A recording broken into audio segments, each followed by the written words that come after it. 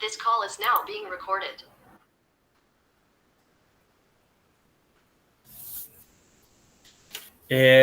Boa tarde a todos. É com grande satisfação que damos início a mais um colóquio do programa de pós-graduação em Engenharia Física da Unidade Acadêmica do Cabo de Santo Agostinho, que é a unidade da Universidade Federal Rural de Pernambuco, certo? E hoje nós temos a satisfação de ter conosco a professora Daniela, da Universidade Federal de Lavras, certo? E eu vou falar um pouco aqui sobre a professora Daniela. A professora Daniela, ela possui graduação em Física pela Universidade Federal de Rondônia, fez mestrado em Física da Matéria Condensada pela Universidade Federal de Alagoas e doutorado em Ciência de Materiais pela Universidade Federal de Pernambuco. E logo em seguida se tornou professora adjunta da Universidade Federal de Lavras, certo? Departamento de Engenharia, e tem atuado aí nos cursos, diferentes cursos de engenharia, principalmente no curso de Engenharia de Materiais e no programa de pós-graduação em Engenharia Ambiental, certo? Então, e hoje ela vai nos dar a satisfação, né, de ouvi-la falar sobre nanoadsorventes magnéticos para remoção de contaminantes em água, certo? Síntese e caracterização. Então, Daniela, sinta-se em casa, à vontade, e a palavra é toda sua.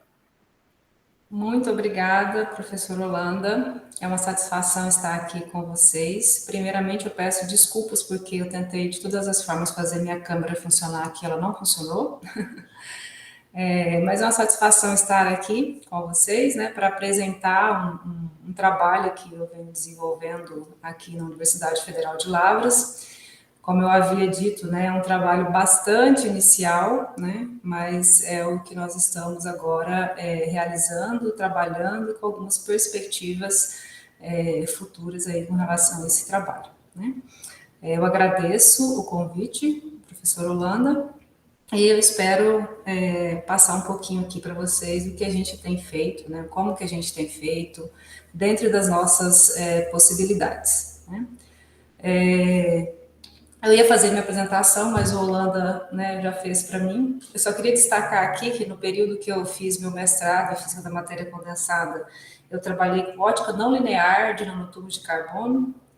Quando eu fui para a Federal de Pernambuco, eu já trabalhei, né, principalmente na área de supercondutividade, mas eu, né, desenvolvi alguns substratos que tinham materiais magnéticos, né, nanofios de níquel, por exemplo, para depositar esses supercondutores em cima, né? E quando eu vim para Lavras, eu não consegui, né, trabalhar com nenhuma das duas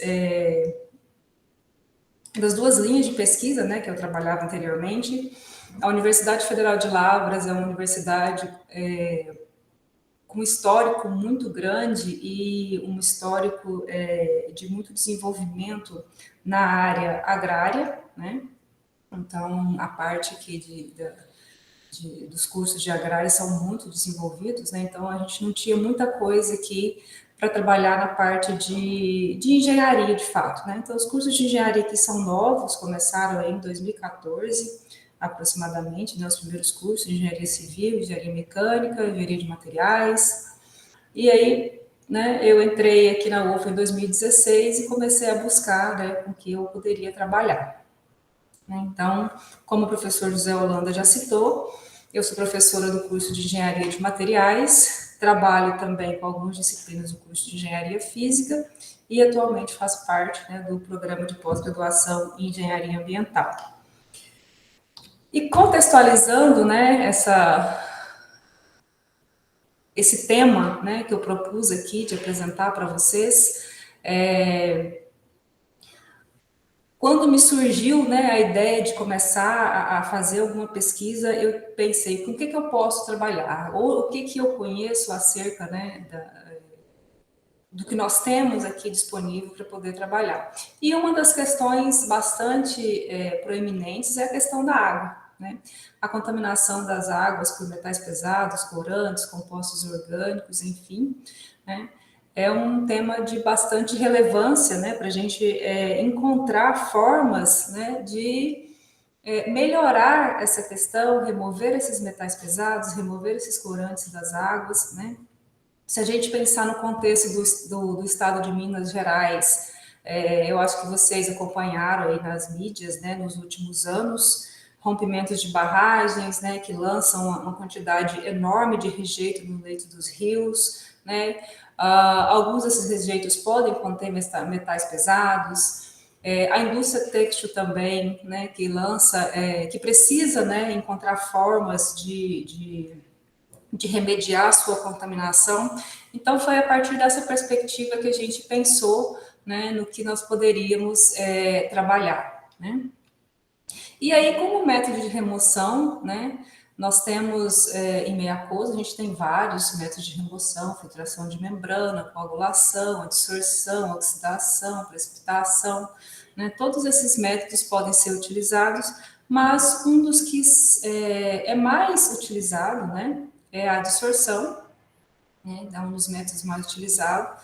Geralmente ele tem um alto custo, porque geralmente é utilizado o carvão ativado, né, e pensando nesse contexto de ambiental, né, além da água, né, mas do reaproveitamento de resíduos, a gente pensou, né, em desenvolver um método de adsorção que utilizasse resíduos da casca de arroz. Se nós pensarmos aí na produção do arroz, anualmente, né, são muitas toneladas de casca de arroz que voltam, né, para o campo, e de alguma forma a gente estava pensando nesse reaproveitamento. Aqui a gente costuma ter várias pesquisas, né, de colegas que sempre pensam no reaproveitamento desses resíduos, né, por exemplo, cana-de-açúcar, né, bagaço da cana-de-açúcar, entre outros, e a gente pensou na casca de arroz, porque dela é possível produzir a sílica, né. Então, o que nós, né, eu e os meus alunos aqui temos feito ao longo, principalmente dos últimos 2 anos, né, foi sintetizar nanopartículas magnéticas e tentar revesti-las com sílica, né, para fazer testes de adsorção de contaminantes em água. Então, basicamente, nós desenvolvemos até o momento são 2 trabalhos, né? O primeiro foi um trabalho de TCC, que é a síntese e caracterização de nanopartículas magnéticas de óxido de ferro para remoção do corante vermelho reativo, né? E o outro, né, que é um trabalho que está sendo desenvolvido por um aluno de mestrado, que é a investigação sobre a capacidade adsortiva de nanodissolventes bimetálicos contendo óxido de ferro revestidos com sílica. Nesse primeiro trabalho, né, que a gente chamou aqui de nanopartículas de óxido de ferro, né, porque nesse caso nós não fizemos um revestimento com a sílica, né, proveniente da casca de arroz, a síntese foi feita pelo método de coprecipitação, né, onde nós misturamos as soluções de cloreto de ferro, iodeto de potássio, hidróxido de amônio, né, para obter as nanopartículas, né, de óxido de ferro,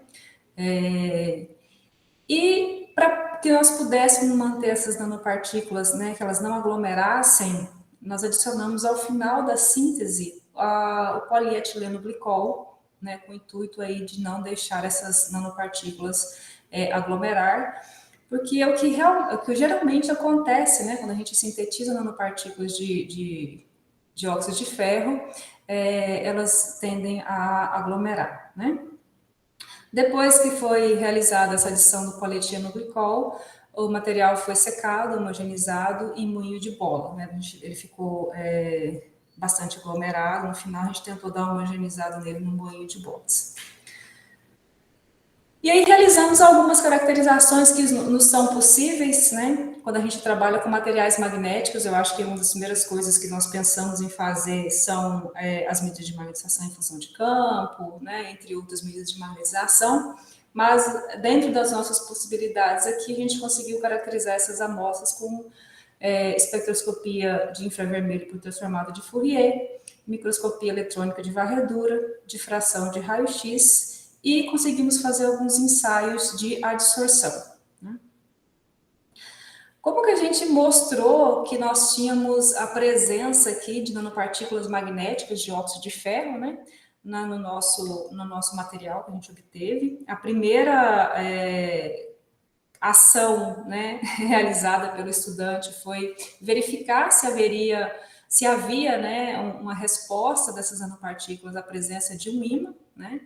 Era o que estava mais próximo da nossa possibilidade aqui. Depois, né, através das bandas, né, que a gente consegue observar aqui no infravermelho, no FTIR, né, a gente consegue observar, por exemplo, está mostrando aí em 570 centímetros a menos 1 e 390 centímetros a menos 1, que é relativa ao modo de estiramento, né, do ferro oxigênio da magnetita. Então, a gente mostra que o nosso material possui magnetita, né? Em 1.400 centímetros a menos 1, né, a gente mostra a reflexão do grupo CH, do polietileno glicol, né, como nosso objetivo era que ele tivesse presente aí, né, mesmo depois do material estar seco. Então, a gente consegue mostrar que ele está presente aí. E as outras bandas são relativas à presença de água na amostra, né? Então, com o FTIR, a gente conseguiu, da medida do que nós tínhamos possibilidade, demonstrar que nós tínhamos obtido, né, que nosso material continha magnetita. Realizamos também microscopia eletrônica de varredura, né? A gente tem um FEG aqui da Clara Tescan, né? O Clara Tescan. Só que todas as porções de amostra que nós tínhamos, né, nós não conseguimos observar essas nanopartículas dispersas, né, na amostra. Elas estavam sempre assim aglomeradas, conforme a gente ia aumentando, né, a magnificação para a observação das amostras, a gente ia observando que elas estavam aglomeradas. Então, a gente tinha aí aglomerados esféricos, né, mas sem nanopartículas dispersas, né, e a gente conseguiu, através de outras imagens que foram obtidas através de microscopia eletrônica de varredura, encontrar uma distribuição de diâmetros médios, né, para essas nanopartículas aí de 20 a 40 nanômetros, né, tentando fazer essas medidas aí mesmo nessa amostra um pouco aglomerada, né. Conseguimos fazer difração de raio-x. Aqui eu contei com a colaboração do professor Eduardo Padrão, lá na Universidade Federal de Pernambuco, né? Mandei algumas amostras para lá, e a difração de raio-x nos mostrou que nossa amostra não era só de magnetita, né? Mas nós tínhamos magnemita e hematita também, né? Dos materiais magnéticos, né, que compunham essa amostra. E também mostrou um pico, né, característico aqui do polietileno glicol, que a gente encontrou na literatura, que isso aqui seria um pico relativo ao polietileno glicol. Então, a difração do raio-x nos mostrou que nossa amostra, né, não era exatamente o que nós estávamos pensando, né, como mostrou o FTIR, somente constituída de magnetita, mas nós tínhamos presença de outros materiais também. Mas um dos fatores que nos importava e nos interessava de forma primordial era a resposta, né, à presença de um ímã, porque nossa ideia é que, a partir do momento que ocorresse a adsorção, nós conseguíssemos separar essas nanopartículas, né, dentro da solução aquosa, conseguíssemos separar elas para nós retirar, né, entre aspas, aí, essa água limpa, né? Então, não nos afetou assim de forma tão significativa a presença da magnemita e hematita, né? E aí foram realizados alguns ensaios iniciais de adsorção, né? Então, esses ensaios de adsorção, eles foram realizados misturando 50 partes por milhão, né, de um corante aniônico chamado vermelho reativo. E aí essas concentrações, né, da solução, elas foram determinadas utilizando o VEVIS, né? Então a gente utilizou o espectrofotômetro VEVIS para poder observar o quanto estava sendo absorvido, né, conforme as nanopartículas ficavam em contato, né, com essa solução aquosa contendo o corante vermelho reativo. O que a gente observou foi que a concentração do vermelho reativo ela diminui com o tempo. Um tempo de 180 minutos chegava ao equilíbrio, né? Essa cinética, ela era bastante rápida. Depois desse tempo aqui, já não tinha uma distorção significativa, né? Desses testes que foram realizados. E nós conseguimos remover 60% do corante vermelho reativo da solução.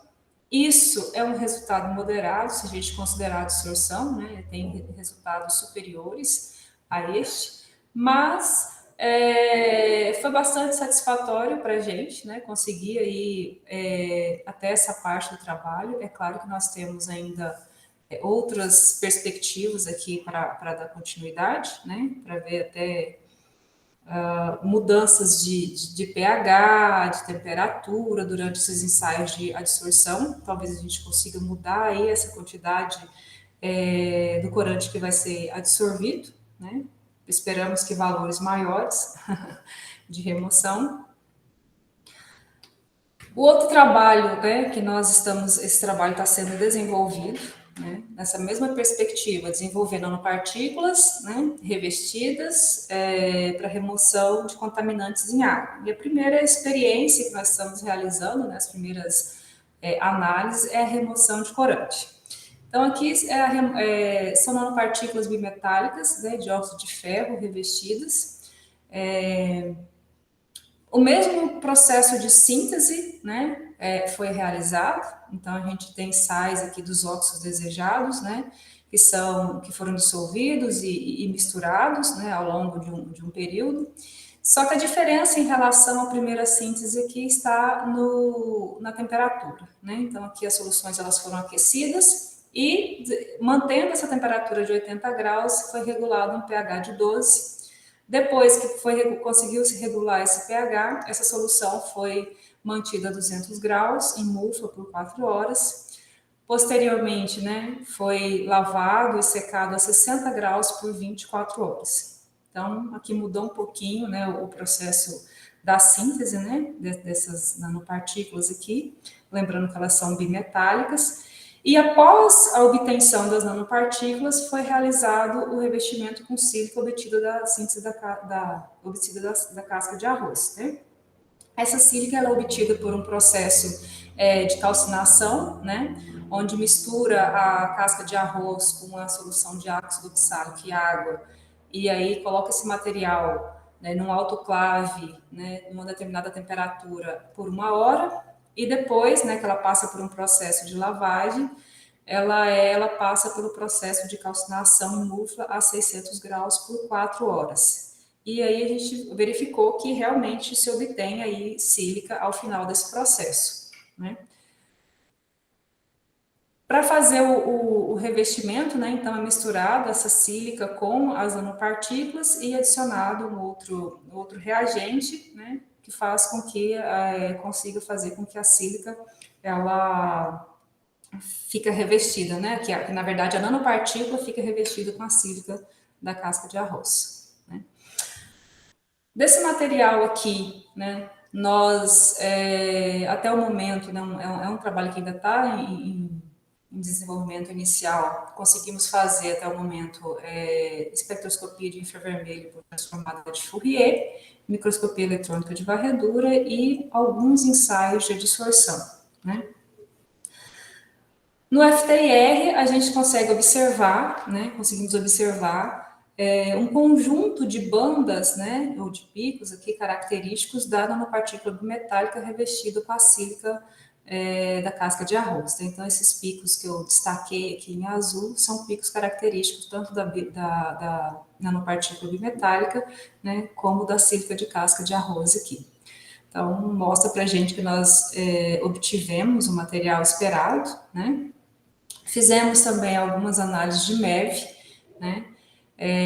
Onde a gente consegue observar em comparação com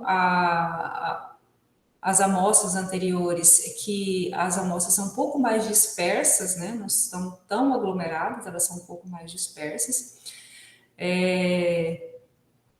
E nessas amostras, né, quando a gente compara as nanopartículas sem revestimento com as revestidas, né, a gente observa que as revestidas elas apresentam esses aglomerados um pouco maiores, né, do que as sem revestimentos. E aí nós fizemos, né, os ensaios de adsorção, né? Então, aqui nesse caso, para essas nanopartículas, né, de bimetálicas de óxido de ferro revestidas, foi feito um teste de adsorção com corante azul de metileno, né? E nós tivemos um resultado um pouco perturbador, né?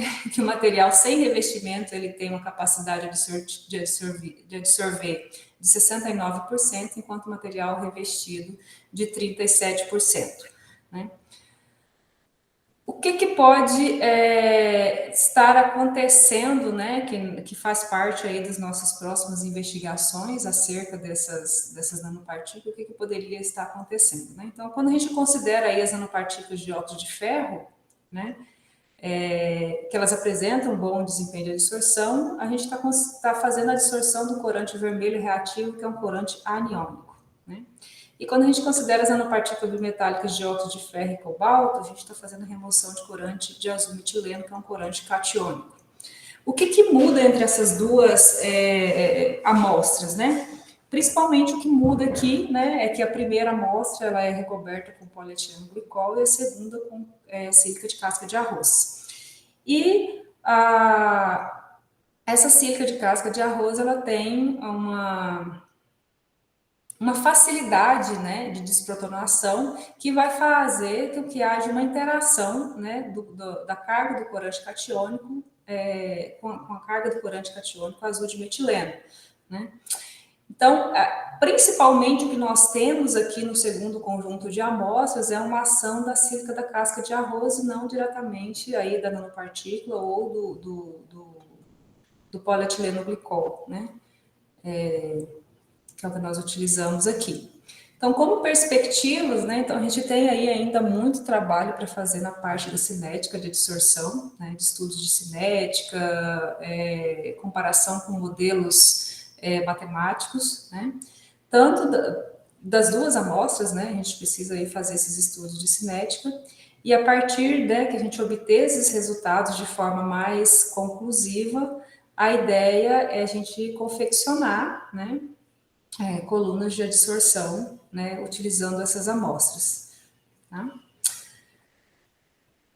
Bom, aqui para a gente conseguir trabalhar, né, eu precisei da ajuda de vários laboratórios, então eu queria agradecer ao Laboratório de Microscopia Eletrônica e Análise Ultraestrutural, o Laboratório Multiusuário CAPQ da UFA, né, do professor Mauro Guerreiro, o Laboratório de Fração de Raio-X lá do Departamento de Física da UFPE e os órgãos de fomento. O que eu tinha para apresentar para vocês era isso. Muito obrigada. Muito bem, Daniela. Agora é a hora da sabatina. Pessoal, perguntas? Deixa eu voltar para o início. Comentários? Rogério, por favor, sinta-se à vontade. Ô, Dani, tem umas coisas que são curiosas na história e, ao mesmo tempo, não tanto, né? Em parte porque quer dizer, você está lidando com resíduos, também está preocupada com o trabalho de resíduos e é um trabalho que eu conduzo, quer dizer, as minhas linhas de trabalho de pesquisa aqui tem a ver com resíduos também, né? No final das contas, a gente terminou indo para o mesmo lugar, praticamente. Bacana. Deixa eu te falar fazer umas perguntinhas aqui que eu fiquei na meio da dúvida, tá? Primeiro, quando vocês encontraram outros tipos de além da magnetita, vocês tinham maguita, misturas, etc. Hematita. E hematita, esses materiais, eles também têm capacidade magnética, eles também são, ou são paramagnéticos, diamagnéticos, para... Olha, eu sei que a goetita não tem capacidade magnética, não teria uma resposta magnética, né? Não seria um material ferro-magnético.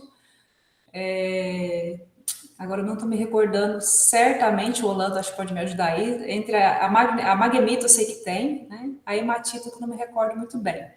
Então, se eu tivesse aqui uma fase da goetita, certamente iria impedir, de certa forma, aí, quando eu tivesse um ímã próximo a esse material, né, de juntar, vamos dizer assim, essas nanopartículas. Certo, quer dizer, quer dizer, não é ruim, de certa forma, ter outros tipos de partícula. Pode acontecer, desde que não seja aquelas que não sejam diamagnéticas, né? Isso, desde que não seja aquelas que não tenham aí o comportamento ferromagnético, Magnetismo. por exemplo. Isso. O corante vermelho reativo, eu não sou muito familiarizado, eu não vejo corante há uns 40 anos no passado que eu estudei vermelho, eu não sabia nem que vermelho é esse. Azul de metileno é conhecido, mas o vermelho reativo eu não sei. Uma pergunta, quando vocês fizeram o segundo trabalho que foi feito com azul de metileno, que era catiônico, tá certo? Não experimentaram também o vermelho reativo para ver se não é... Experimentamos e não teve resposta nenhuma, ele não absorveu nada. Eu acho que justamente Entendi. por esse comportamento da sílica, né? Que ela tem uma predisposição maior aí, né? Para se ligar, vamos dizer assim, para absorver, na verdade, né? O azul de metileno, que é catiônico. Certo. E a sílica está entrando só para usar a palha de arroz, assim, tipo assim, olha, a gente é ecológico, a gente está usando resíduo também, entendeu?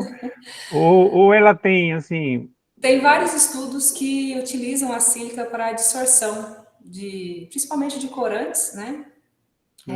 Então, tem vários estudos que utilizam a sílica da casca de arroz, né? E aí a gente colocou com dois objetivos, né? Primeiro, para fazer a utilização do resíduo, né? Com esse viés ambiental, né? E segundo, na ideia de tentar melhorar essas características de adsorção, né? Além de absorver o contaminante, a gente conseguir separar, né, esse contaminante da água, né, que seria um exemplo. Você imagina que você tem um becker, né, vamos colocar um exemplo aqui micro, né? Você tem um becker, você tem a água contaminada, você coloca as nanopartículas lá dentro e de repente você chega um ímã bem intenso, próximo, então você puxa todas essas nanopartículas, né, para próximo desse ímã. E aí, se você considera que essas nanopartículas, elas absorveram o contaminante, então, basicamente, sobra água mais limpa. Teoricamente, né? Teoricamente, sobraria água aí limpa. Então, foi nessa perspectiva que a gente começou esses testes de absorção. Né? Então, aí a sílica vai nos ajudar nesse processo. Muito interessante esse trabalho, viu? Realmente, assim, trabalhos com adsorção da absorção de contaminantes, etc., tem atraído minha atenção. Estou andando atrás dos microplásticos, né? Então tem que também pensar como é que tirar, se pode ser utilizado ou não, mas é uma coisa interessante para ver. O nosso Muito objetivo, bom. desculpa te interromper. Não, continue. O nosso objetivo final aqui é conseguir fazer a absorção de metais pesados, né? Então você tem metais que podem ser catiônicos, outros aniônicos, e aí fazer essa remoção de metais pesados em água, né? Que seria algo bastante significativo. Mas inicialmente a gente está ainda se esbarrando, né, nessas condições iniciais dos experimentos aqui, né, para absorver esses corantes e depois passar por um processo, né, um pouco mais elaborado, que é a remoção dos metais pesados. Ok. Valeu, prazer te ver. Igualmente, obrigada. Pessoal, mais alguma pergunta? Comentários? A hematita tem remanência, baixa, mas tem. Um pouco coercitividade um pouco mais alta, mas a remanência existe. Então, tem resposta magnética, mesmo sendo fraca. Eu queria fazer uma pergunta, Daniela. Vocês usam casca de arroz, mas vocês já tentaram usar bagaço de cana, outra coisa? Ou estão se situando, né? A pesquisa está se concentrando somente na casca do arroz? Olha, aqui, para a produção da sílica, né, que a gente usa aqui como o revestimento, a gente tem usado somente a casca de arroz. O bagaço da cana e resíduos, né, da produção da cana, nós temos um colega aqui que ele faz muito isso mais na parte de produção de tijolos, telhas, né, mas outro viés, né? Agora, para remoção de contaminantes, por enquanto, né, que eu tenho visto aqui os trabalhos, e né, o pessoal que trabalha comigo, é casca de arroz. Uma coisa, né, que você falou muito bem, esse processo de tratamento da água é um solvente natural, então, tudo que envolve água a pesquisa é de fundamental importância, né? Principalmente porque é algo que está cada vez mais em escassez e deve ficar cada vez mais caro, né, ao longo do tempo. Exatamente. E a minha pergunta que eu faço é o seguinte, né? O processo desses adsorventes é muito bom, muito interessante, mas em escala, você vê isso em escala industrial? Existe alguma coisa, já você chegou a pesquisar, ou isso está apenas surgindo, esse processo? Como está a questão de aplicações? Olha, com relação ao processo, nós temos muitos estudos a respeito, né, do processo em si, mas tudo em escala laboratorial, né? Além, né, uma aplicação em escala mais macro, eu diria assim, são algumas pesquisas que existem, por exemplo, que eu coloquei aqui, que a gente pretende fazer, que é a confecção de coluna de adsorção, porque isso é mais próximo do real. Você colocar um adsorvente dentro de um becker com água contaminada, né, e tentar tirar esses adsorventes de lá, está muito longe da gente conseguir, por exemplo, fazer a descontaminação num grande volume de água, vamos pensar aí num abastecimento, não precisa nem ser de uma cidade, mas de uma empresa, né, de uma indústria. E aí, quando você pensa na coluna de adsorção, é um processo mais próximo do real, né? Então, você monta uma coluna onde a água vai passar por essas nanopartículas, né, por esses adsorventes, e vai ter o processo aí de purificação, né, daquilo que você quer remover da água. Então, os processos, né, as aplicações, tentando chegar mais próximo de escala real que nós teríamos, seriam essas construções de colunas de adsorção.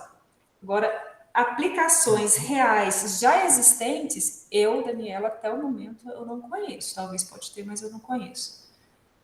Entendi. Vocês chegaram, né, acredito que não, mas vocês chegaram a ver, né, pela sua pesquisa e até revisão bibliográfica aí, que você deve ter feito intenso, né, sobre o assunto, intensamente sobre o assunto, você chegou a ver algum trabalho no quesito de, você disse que vai se usar ímãs para poder, vamos dizer assim, limpar, né? Separar absorvente. Separar, é a palavra correta. E você vê a intensidade desses ímãs, se precisa de um campo magnético muito alto, porque se a remanência é muito baixa, né? Talvez não precise de um campo tão alto, né? Não sei, eu não sei. Eu pergunto assim, com sugestão, né? O que os autores sempre buscam é obter uma síntese que eu tenho mais magnetita. Você não precisa de um ímã muito intenso, né? Né? Você precisa bem menos, né? Então, se você tem um material que é ferro magnético, né, tem uma resposta magnética mais alta. Então, que todo o trabalho, né, dessas pesquisas que a gente faz, que todo o trabalho busca é encontrar uma síntese, uma rota de síntese em que você tem material ferro magnético, né? Então, a magnetita aí quando você está fazendo o óxido de ferro.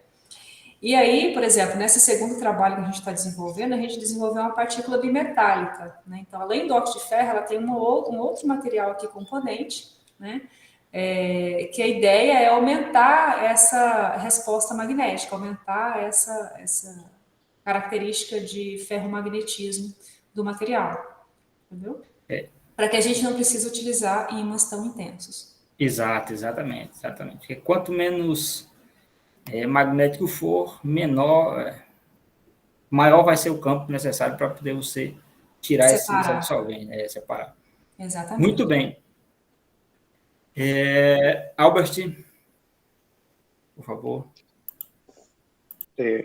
Holanda e Daniela, boa tarde. Obrigado pela apresentação. Deixa eu fazer pergunta ligada aí no comentário de Holanda. É porque não ficou muito claro para mim qual é a contribuição de ter uma partícula magnética aí, qual é a relação entre a magnetização de uma partícula com a capacidade de absorção dela? Existe alguma?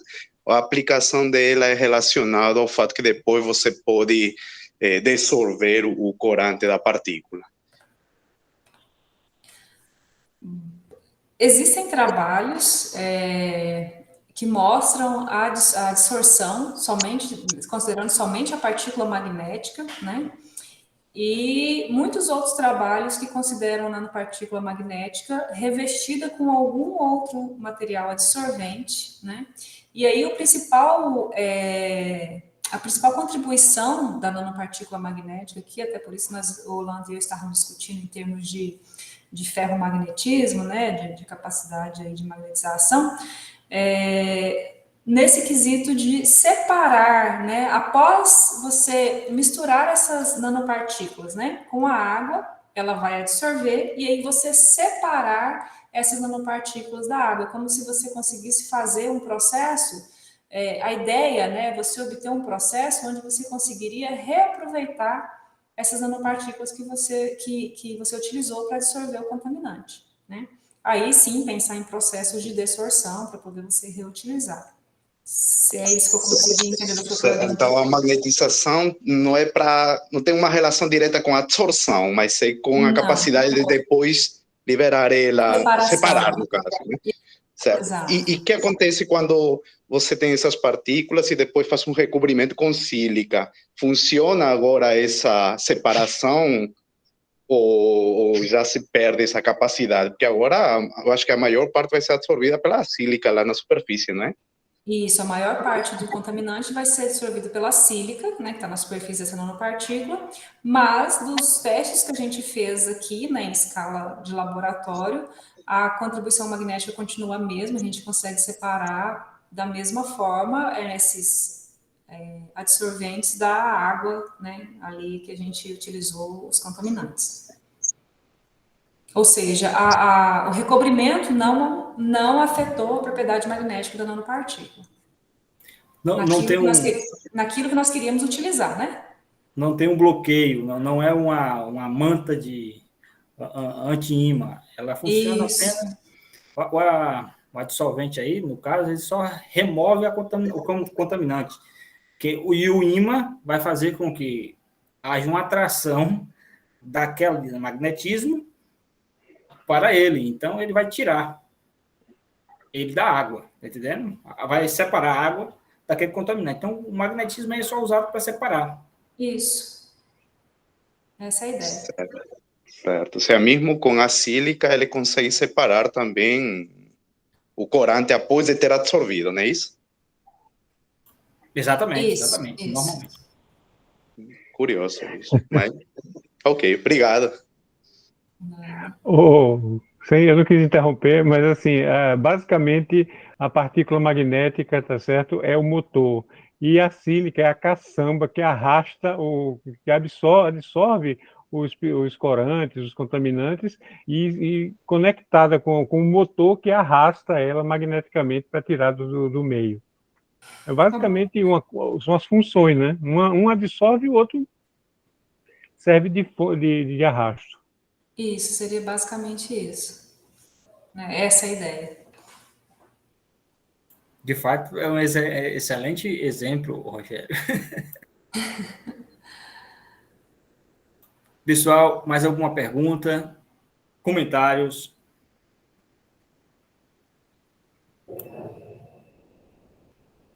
Se não temos, eu gostaria de pedir a todos para abrir seus microfones e saudarmos aqui Daniela com a salva de palmas. Então, Daniela, parabéns. Obrigada. Obrigada. Um assunto que tem tudo para ser apoiado em breve aí com um apoio de alguma agência científica, né, em algum projeto que você submeter, certamente vai ser apoiado, porque é um assunto que interessa a todos, né? Eu estou com bastante perspectiva agora, né? De a gente conseguir aí apoio financeiro, né, para manter aí essas pesquisas e melhorar também essa nossa capacidade de análise. Eu senti muita falta de fazer medidas magnéticas, né, que eu não consegui fazer, um pouco mais de fração de raio-x, né, que ajudaria aqui a definir mais algumas coisas para a gente. Mas isso aos poucos a gente vai conseguindo angariar e melhorar, né? Temos boas perspectivas futuras aí. Eu gostei desse negócio de bater palma, viu? Esse negócio de pós-pandemia. Foi legal. Vou usar isso quando eu fizer algum colóquio. Exato. Muito bom, muito bom. Daniela, então, foi uma satisfação para a gente. Vou parar aqui a gravação.